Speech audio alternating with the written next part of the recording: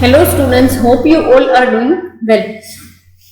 Unit 2 ના chapter 1 એટલે કે કોમર્શિયલ બેંક ની અંદર આપણે ફંક્શન્સ ડિસ્કસ કરતા હતા, જેમાં primary, secondary and non traditional, બરાબર. સેકન્ડરી ફંક્શન ની અંદર આપણે રિમેનિંગ વન ડિસ્કસ કરેલું હતું, જેમાં પેમેન્ટ્સ એન્ડ રિકવરી, જેની અંદર રિસીવેબલ્સ મેનેજમેન્ટ એન્ડ પેયેબલ મેનેજમેન્ટ આપણે જોયેલું. Fine. Then we had moved to the non-traditional functions. See, non-traditional functions ની અંદર આપણે અમુક વસ્તુ ડિસ્કસ કરેલી કે જેમાં ATM facility as well as underwriting ની ફેસિલિટી કે જે તમે નામ બી નથી સાંભળ્યા એવી નવી નવી વસ્તુઓ તમને જાણવા મળી. ફાઇન. સી, નેક્સ્ટ ફંક્શન તમારું આપેલું છે તમને. પ્રીવિયસલી આપણે ફંક્શન ડિસ્કસ કરેલું હતું, function of providing statistical data. Next તમને આપેલું છે ઇન્ટરનેશનલ કરન્સી ટ્રાન્ઝેક્શન્સ, જેની અંદર આપણે બાયસ ક્રેડિટ ડિસ્કસ કરતા હતા.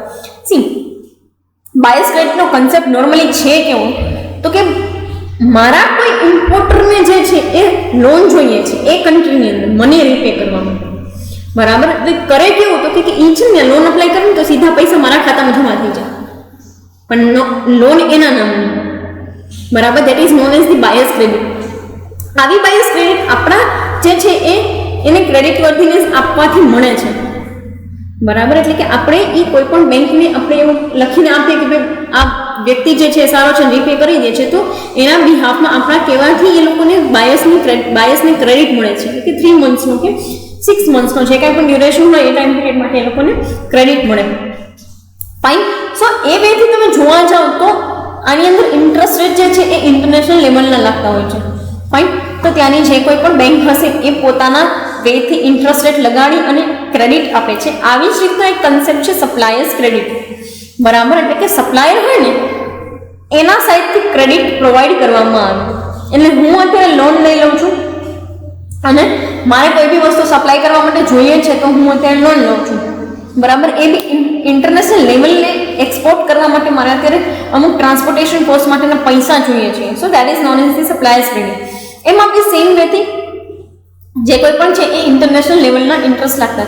હવે તમને એક વસ્તુ કહું કે બાયસ ક્રેડિટ જે છે ને એ આપણે ઇન્ડિયાની અંદર બેન કરી દેવામાં આવ્યું હતું પ્રીવિયસ યર્સની અંદર, એટલે કે 2018, 17, 18 ના ટાઈમ પીરિયડથી લઈ અને 20 સુધી જે છે એ બેન કરી દેવામાં આવ્યું હતું. વાય સો? 2018 ના સાલમાં આઈ થિંક કારણ કે તમે જે નામ સાંભળ્યું છે નીરવ મોદીનો સ્કેમ, બરાબર. નીરવ મોદીનો સ્કેમ અધર દેન પીએનબી બેંકનો સ્કેમ, એ આખો બાયસ ક્રેડિટનો સ્કેમ હતો. ફાઇન. સો બાયસ ક્રેડિટનો સ્કેમ હતો, દેટ્સ વાય ઇટ વોઝ બેન. અને અત્યારે ફરી પાછું સ્ટાર્ટ કર્યું છે, બટ કેટલા બધા રિસ્ટ્રિક્શન અને સ્ટ્રિન્જન્ટ રૂલ્સ સાથે એ વસ્તુ સ્ટાર્ટ કરવામાં આવે છે. ફાઇન. સો બાયસ ક્રેડિટ અને સપ્લાયર્સ ક્રેડિટ માટે આપણે જે છે એ આમાં કરન્સી ટ્રાન્ઝેક્શન્સ એટલે કે ઇન્ટરનેશનલ લેવલના ટ્રાન્ઝેક્શન્સની જરૂરિયાત પડશે. નેક્સ્ટ તમને આપ્યું છે function of providing advice and guidance, બરાબર. ઘણી બધી એવી જેટલી પણ બેંક છે એ ઘણા બધા એવા ફંક્શન્સ પરફોર્મ કરે છે, લાઈક એડવાઇઝરી એન્ડ ગાઈડન્સ. હવે તમને એવો ક્વેશ્ચન થાય કે આપણે બેંક પાસેથી શું એડવાઇઝરીની જરૂરિયાત નોર્મલી, બરાબર. અથવા તો તમને એવો ક્વેશ્ચન થાય કે ભાઈ બેંક આપણને કયા પર્સપેક્ટિવથી કયા ઓલા ઉપર એડવાઇસ આપતી હોય, તો સી ફંક્શન ઓફ પ્રોવાઇડિંગ એડવાઇઝરી એ તમને મર્ચન્ટ બેન્કિંગ ઉપર આપણે જોઈએ ને, મર્ચન્ટ બેન્કિંગ એના કન્ટેક્સમાં છે. બિઝનેસીસમાં ઘણી વખત તમને છે ને એક માની લો કે એડવાઇઝરી ફંક્શનનું પણ કામ બેંક કરતી હોય. તમે ત્યાં જાઓ ને એટલે એનો કોઈ પણ એક પર્સન હોય ને તમને કહે કે તમારે આ પ્રોજેક્ટ લોન્ચ કરવો કે નહીં, આ વસ્તુની અંદર પોટેન્શિયાલિટી કેટલી છે, જઈ શકાય કે ન જઈ શકાય, આની અંદર બેંકને રિલેટેડ તમને કઈ રિલેક્સેશન મળે, કેવી સબસિડી મળે, બરાબર. આ ટાઈપની વસ્તુ જે છે, આ ટાઈપની એડવાઇઝરી ફંક્શન જે છે એ બેંક પરફોર્મ કરતા હોય. Other than that in terms of investment banking, બરાબર. ઇન્વેસ્ટમેન્ટ બેન્કિંગના ટર્મ્સમાં બી તમે જોવા જાઓ તો એ લોકો આવા ફંક્શન્સ જે છે પરફોર્મ કરે. ઇન્વેસ્ટમેન્ટ બેન્કિંગ એટલે સિમ્પલી શું, તો કે જે કાંઈ પણ કસ્ટમર્સ અને સ્ટોક, બરાબર, જે કોઈ પણ શેર ઇસ્યુઇંગ કંપની બેને એક પ્લેટફોર્મ ઉપર ભેગા કરવાનું કામ એટલે ઇન્વેસ્ટમેન્ટ બેન્કિંગ, બરાબર. તો કસ્ટમર્સને ક્યારેય બી એડવાઇસની જરૂરિયાત પડે કે આ સ્કીમની અંદર ઇન્વેસ્ટ કરવું ના કરવું, આ છે તે છે, તો એવી એડવાઇઝરી સર્વિસીસ બેન્કિંગ આપતી હોય છે. ફાઇન. અત્યારે તો તમે જોઈ શકો છો કે ઘણી બધી બેન્કિંગ જે છે સિક્યુરિટીઝની સર્વિસ આપે છે, જેમાં તમે નામ સાંભળ્યું છે Kotak securities as well HDFC, ICICI securities, બરાબર. આ તમામ પ્રકારની બેંક્સ જે છે એ બી સિક્યુરિટીઝની સર્વિસીસ એટલે કે શેર માર્કેટને રિલેટેડ એડવાઇઝરીનું પણ કામ કરે છે. Fine. So that is the way કે function of providing advisory and guidance. Fine. Next તમને આપણે છે function of acting as guarantor. તમને ક્વેશ્ચન થાય ગેરંટીયર એટલે શું અને શેની ગેરંટી અને શેના તરીકે બેંક એની અંદર ઇન્વોલ્વ થઈ, બરાબર. તો જોઈએ શું કહેવા માંગે છે. સી, ક્યારે બી કોઈ બી વસ્તુની અંદર તમે ઇન્વોલ્વ થવા માંગો છો, એટલે કે બિઝનેસમાં ઇન્વોલ્વ થવા માંગો છો કે લોન લેવા માંગો છો હ્યુજ અમાઉન્ટની અંદર, બરાબર. તો એ વેની અંદર બેંક જે છે એ ગેરંટીયર તરીકે પરફોર્મ કરતી હોય છે. કેવી રીતનું હોય તો કે તમે કોઈ બી બે બિઝનેસ જે છે એ માની લો કે જોડાવા માંગે છે, અમાલગમેન્ટ થવા માંગે છે, બરાબર. બિઝનેસીસનું અમાલગમેશન કરવા માંગે છે. અમાલગમેશનના કેસની અંદર બે બિઝનેસ જોડાતા હોય તો બિઝનેસીસને બંનેને રિસ્ક હોય ને કે આ વ્યક્તિ મને મારા ભાગમાં આવતા પૈસા મને દેશે કે નહીં, ઓલા બિઝનેસને એવું થતું હોય મારા ભાગના પૈસા મને દેશે કે નહીં. આવું ટેક ઓવરના કેસમાં પણ થતું હોય. જ્યારે કોઈ કંપની ટેક ઓવર થતી હોય પોતે, એટલે કે બીજી કંપનીને ટેક ઓવર કરી લેતી હોય ત્યારે એને બીક હોય ને કે મને આ પૈસા આપશે કે નહીં મારા હિસ્સાનું, કે ભાઈ મારા બિઝનેસને જેટલી પણ અમાઉન્ટ થાય છે એ મને આપશે કે નહીં. તો આવા કેસની અંદર જ્યારે બી એવા કેસીસ બનતા હોય ને બેંક વચ્ચે એ છે તો બિઝનેસીસને ગેરંટી તરીકે, બરાબર, ગેરંટીયર તરીકે કોણ વર્કઆઉટ કરતું હોય તો કે સિમ્પલી બેંક્સ, બરાબર. બેંક જે છે એ લોકોને ગેરંટી આપે કે ભાઈ કાંઈ વાંધો નહીં, તમે આ વસ્તુની અંદર ઇન્વોલ્વ થાવ, કાંઈ થશે તો અમે લોકો જે છે એ as a part of the guarantor function કરશું. ફાઇન. સો એ વસ્તુની એક વાત છે. Then comes to providing safe deposit vault, બરાબર. તમારા પ્રેશિયસ મેટલ્સ કે કોઈ કોપીરાઇટના કાગળિયા, બરાબર, એવા કોઈ કાગળિયા જે છે ઇમ્પોર્ટન્ટ છે, ઇન્ટેલેક્ચ્યુઅલ પ્રોપર્ટી રાઇટ્સના જે કાંઈ પણ ડોક્યુમેન્ટ્સ છે કે તમારા જમીન મકાનના કાગળિયા છે એ તમારે સાચવી રાખવા હોય, બરાબર. ઘરની અંદર તમને બીક લાગતી કે ચોરી થઈ જશે, આ છે તે છે, કે બીજા કોઈ લોકોને ખ્યાલ પડી જાય, તો કોઈ બી વસ્તુ એની સિક્રેટ રાખવા માટે બેંક જે છે એ સેફ ડિપોઝિટ વોલ્ટ જે છે એની ફેસિલિટી પ્રોવાઈડ કરે છે, જ્યાં એ લોકો હાઈલી સિક્યુરિટાઇઝ વેની અંદર એ લોકોએ તમારી વસ્તુ જે છે એને સાચવીને રાખેલી હોય છે. રાઈટ. એના માટે એ લોકો તમને એક I think specific key code આપે છે અને કી બી આપે છે, જેથી કરી જે કી તમારી પાસે રાખવાની હોય ને, જે કી થ્રુ તમે તમારા એ જે કાંઈ પણ ડિપોઝિટ વોલ્ટ છે એને તમે ખોલી બંધ કરી શકો. ફાઇન. સો એ વેની અંદર ડિસ્કસ કરેલું છે તમને સેફ ડિપોઝિટ વોલ્ટ.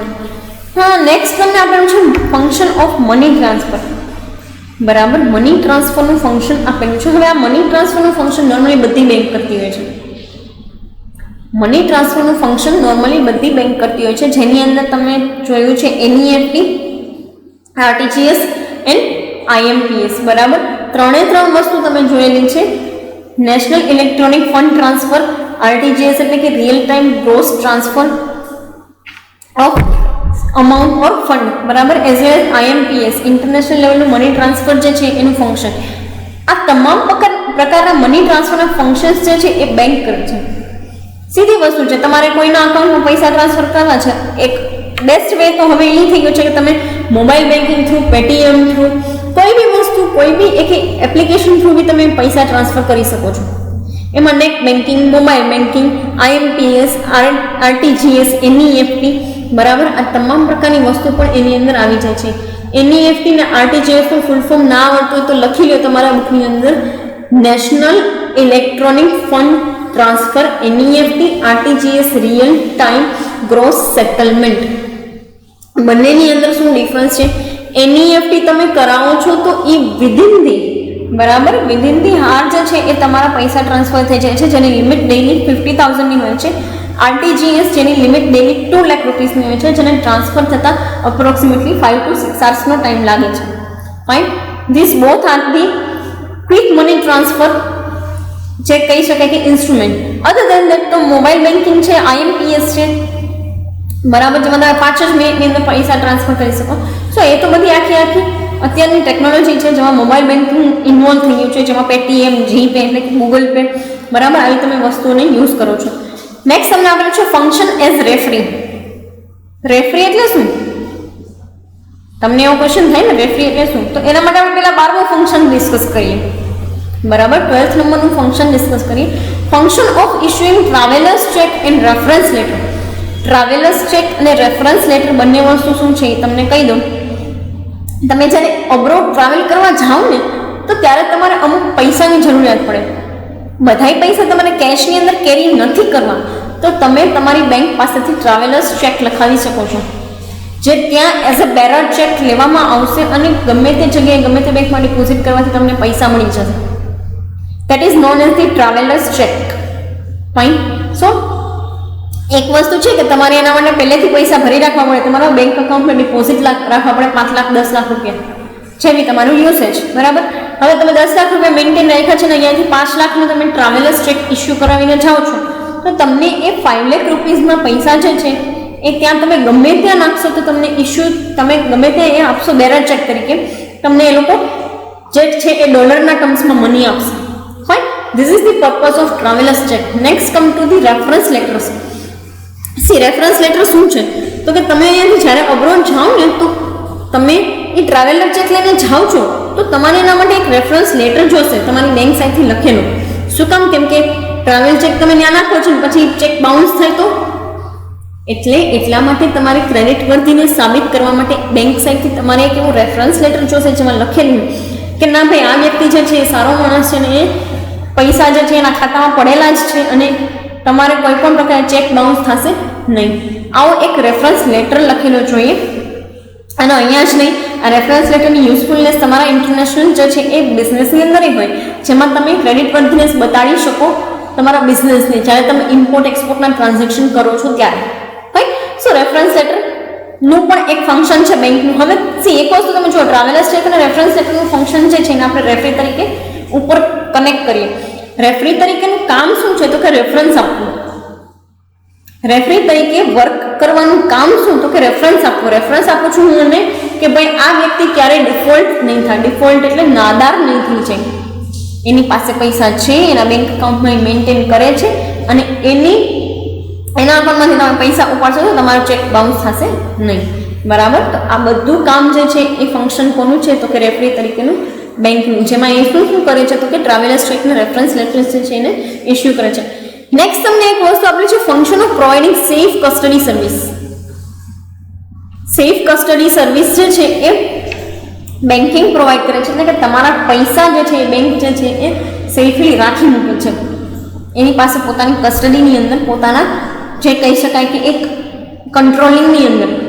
બરાબર. જે તમે અહીંથી સેવિંગ્સ તરીકે કે ક્યાંય પણ ડિપોઝિટ કરેલા છે કે ડિપોઝિટ વોલ્ટની અંદર ડિપોઝિટ કરેલા છે મની, તો એની અંદર પૈસા રાખ્યા છે રોકડા. બરાબર. તો સેફ કસ્ટડી સર્વિસીસ પ્રોવાઈડ કરે છે. તમારી પૈસા સેફ રહેશે એવી બેંક તમને ગેરંટી આપે છે. બરાબર. So this is the function of providing safe custody to your money. એટલે દરેક પ્રકારના એટલે તમે તમારા સેવિંગ્સ એકાઉન્ટમાં ડિપોઝિટ કર્યા છે એ બી, સેફ વોલ્ટની અંદર તમારા ઘરેણા પડ્યા છે એ બી, કે તમારા કોઈ ઇમ્પોર્ટન્ટ ડોક્યુમેન્ટ્સ છે જમીન મકાનના, ઇન્ટેલેક્ચુઅલ પ્રોપર્ટી રાઇટના, ટ્રેડમાર્કને રિલેટેડ, કોપીરાઇટને રિલેટેડ, તો તમામ ડોક્યુમેન્ટ સાચવવા માટેની safe custody services banking provide કરે છે. સીધી વસ્તુ છે. મારા ઘરમાં ચોર આસાનીથી આવે, બેંકમાં ચોર આસાનીથી આવે નહીં, અને આવે તો એને મળે નહીં, કારણ કે કીઝ તો તમારી પાસે છે. કોઈ બી ડિપોઝિટ વોલ્ટ ફાઇન એ એની અંદર આપેલું છે. નેક્સ્ટ તમને કહે છે function of issuing participating certificate. તમને પ્રશ્ન થાય પાર્ટિસિપેટિંગ સર્ટિફિકેટ એટલે શેનું પાર્ટિસિપેશન ને શેનું સર્ટિફિકેટ ને શેની વાત? નોર્મલ ક્વેશ્ચન તમને થાય કે પાર્ટિસિપેટિંગ સર્ટિફિકેટ એટલે શેનું? સી એક વસ્તુ તમને કહી દઉં કે તમે જ્યારે બી કોઈ બી એક્ટિવિટીની અંદર ઇન્વોલ્વ થશો ને, કેમ તો કે શેર્સ બહાર પાડવા માટે. બરાબર. શેર્સ બહાર પાડવા માટેની એક્ટિવિટીની અંદર ઇન્વોલ્વ થશો, જેમાં અંડરરાઇટિંગથી લઈને ઇન્વેસ્ટમેન્ટ બેન્કિંગ, મર્ચન્ટ બેન્કિંગ તમામ એક્ટિવિટી આવે છે. તો પાર્ટિસિપેટિંગ સર્ટિફિકેટ જે છે એ બેંક ઇસ્યુ કરી આપે. કેવી રીતે? તો કે લોકોને જે છે એ કહેવા માટે કે અમે આ એક્ટિવિટીની અંદર ઇન્વોલ્વ છીએ અને આ કંપની જે છે એ અમારી સાથે ઇન્વોલ્વ છે. આ વસ્તુ સાબિત કરતો એક સર્ટિફિકેટ હોય જેનું નામ છે પાર્ટિસિપેટિંગ સર્ટિફિકેટ, જે નોર્મલી શેના પર્પઝથી હોય છે તો કે સિમ્પલી બેંક જે છે એ શેર ઇસ્યુઇંગની એક્ટિવિટીની અંદર ઇન્વોલ્વ છે અને એ કંપની ઇસ્યુઇંગ એક્ટિવિટીની અંદર બેંકને લીધેલી છે અથવા તો બેંક થ્રુ કરાવવાની છે. તો આ એક્ટિવિટીનું લિસ્ટ આઉટ કરવા માટે, આ એક્ટિવિટીને મેન્શન કરવા માટે એક પાર્ટિસિપેટિંગ સર્ટિફિકેટ જે છે ઇસ્યુ કરી દે છે બેંક, જે નોર્મલી બેંકના કન્ઝ્યુમર માટે કે બેંકના કસ્ટમર માટે કાંઈ યુટિલાઇઝેશન નથી જેનું નોર્મલી. તો કોના માટે હોય આ પાર્ટિસિપેટિંગ સર્ટિફિકેટ? તો કે એ કંપની માટે કે જે કંપની મીટિંગ હોલ્ડ કરશે after issuing the shares. Shares issue કર્યા પછી કંપની જે મીટિંગ હોલ્ડ કરશે ને એમાં એને સર્ટિફિકેટ બતાવવું પડે કે this is the bank we are ઇન્વોલ્વિંગ in our activity, ને બેંકની અંદર તમારે પૈસા જે કાંઈ પણ છે બેંકની અંદર આવશે, બરાબર. અને અંડર સબસ્ક્રિપ્શન કે સબસ્ક્રિપ્શન જે છે આ બેંક થ્રુ કરવામાં આવશે. અંડર રાઇટિંગ એક્ટિવિટી આ બેંકની છે, અથવા તો બેંક થ્રુ અમે આ શેર માર્કેટ એક્ટિવિટી કરાવડાવીએ છીએ. So this is the hall about participating certificate. Fine, બરાબર છે. આવી ફંક્શન પણ બેંક પરફોર્મ કરતી હોય છે. અત્યારે તો કેટલી બધી બેંક જે છે આવી એક્ટિવિટીમાં ઇન્વોલ્વ છે. So it is really normal thing. Next તમને આપણું છે ટેલર સિસ્ટમ, બરાબર. ટેલર સિસ્ટમ કયા કન્ટેક્સની અંદર કહે છે તો કે તમારા ટ્રાન્ઝેક્શનના સ્મૂથ ફંક્શનિંગ માટે, જેમાં ATM, mobile banking, net banking, other than that માની લો કે મોબાઈલ બેન્કિંગ, નેટ બેન્કિંગ સિવાયના debit cards, credit cards, Visa cards ને એવા કાર્ડ્સ જે હોય છે બહારના કન્ટ્રીની અંદર લઈ જવા માટેના કાર્ડ્સ, બરાબર. ટ્રાવેલર્સ ચેક, આ તમામ વસ્તુ ટેલર સિસ્ટમની અંદર ઇન્વોલ્વ થાય છે. જે કામ કોનું છે તો કે બેન્કિંગ અથવા તો બેંક્સનું, બરાબર. બેંક્સ આ તમામ વસ્તુ ટેલર સિસ્ટમની અંદર સ્મૂથલી ફંક્શન આઉટ કરાવે છે. બીજી એક વસ્તુ કહી દઉં કે તમને આ કયા સેન્સમાં આપેલું છે તો કે તમારી ઇમિડિયેટ નીડ હોય ને એના સેન્સમાં તમને આપેલું છે, એટલે કે તમને લિક્વિડિટી પ્રોવાઈડ કરવાનું ફંક્શન પણ કોણ કરે છે? આ ટેલર સિસ્ટમ, બરાબર. જે આપણે મનીના ફંક્શન તરીકે જોયું હતું, જે ટેલર સિસ્ટમ આ લોકોએ ડેવલપ કરેલી છે on the functions of banking, જેમાં એ લોકો સિમ્પલી નોર્મલી જે કાંઈ પણ તમારી નીડ છે ટ્રાન્ઝેક્શન્સની, બરાબર, એને ફૂલફિલ કરી આપે છે. અને એને એ વેની અંદર માની લો કે સ્મૂથ ફંક્શનિંગ કરી આપે તમારા ટ્રાન્ઝેક્શન્સની. અને આ નીડેડ પણ છે આવી ટેલર સિસ્ટમ. અને ઉપર તમને જે આપેલી એટીએમ સિસ્ટમ, મોબાઈલ બેન્કિંગ કે નેટ બેન્કિંગ ને આ જે કાંઈ પણ વસ્તુ કે જેનાથી તમે મની ટ્રાન્સફર કરો છો, એનઈએફટી, આરટીજીએસ, આઈએમપીએસ, તમામ ફંક્શન્સ જે છે એ ટેલર સિસ્ટમનો એક ભાગ છે, બરાબર. અને teller system is needed for our country, for every country, બરાબર. દરેક કન્ટ્રીને આ બેન્કિંગ સિસ્ટમની જરૂરિયાત છે. અહીંયા તમારું નોન ટ્રેડિશનલ ફંક્શન્સ પૂરા થાય છે, એઝ વેલ એઝ તમારું first chapter of second unit, એટલે કે ઇન્ડિયન બેન્કિંગ સિસ્ટમનું પહેલું ચેપ્ટર કોમર્શિયલ બેંક્સ પૂરું થાય છે. બધી વસ્તુ ડિસ્કસ કરી લીધી. Banking, banker, evolution of banking, types of bank, importance of banking and functions of banking. ફંક્શન્સની અંદરથી A to Z જેટલા ફંક્શન હતા ને બધા આપણે ડિસ્કસ કરી લીધેલા છે. ફાઇન. તો આ જે કાંઈ પણ લેક્ચર છે એમાં અત્યારે અહીંયા સુધી રાખીએ. નેક્સ્ટ આપણો પાર્ટ જે છે એ ચેપ્ટર 2 એટલે કે રિઝર્વ બેંક ઓફ ઇન્ડિયાને રિલેટેડ છે, as well as non performing assets in context to the commercial banks and then comes to the credit creation, બરાબર. આ તમામ વસ્તુ આપણે ડિસ્કસ કરશું. એમાં સૌથી પહેલું આવશે નોન પરફોર્મિંગ અસેટ, એટલે કે આ નેક્સ્ટ ચેપ્ટર તમારું જે છે નોન પરફોર્મિંગ અસેટ છે કે ભાઈ કોઈ બી બેંક જે છે એને લોન રીપેમેન્ટ કરવામાં લોકો કેટલો ટાઈમ ડ્યુરેશન લગાડે છે, ઓર એલ્સ કે કેટલા ટાઈમ પીરિયડ પછી જે છે એ લોનને રીપે કરે છે, અથવા તો સાવ કરતા જ નથી. ફાઇન. સુતામાં પ્રોબ્લેમ અરાઇઝ થયો, what is the reason, what is the prevention of non performing asset, બરાબર. એ તમામ વસ્તુ આપણે નેક્સ્ટ સેશન્સ, કમિંગ સેશન્સની અંદર ડિસ્કસ કરશું. ફાઇન. અહીંયા તમારું યુનિટ 2 નું ફર્સ્ટ ચેપ્ટર કમ્પ્લીટ થાય છે. So next we will discuss in to the next lecture. Thank you so much.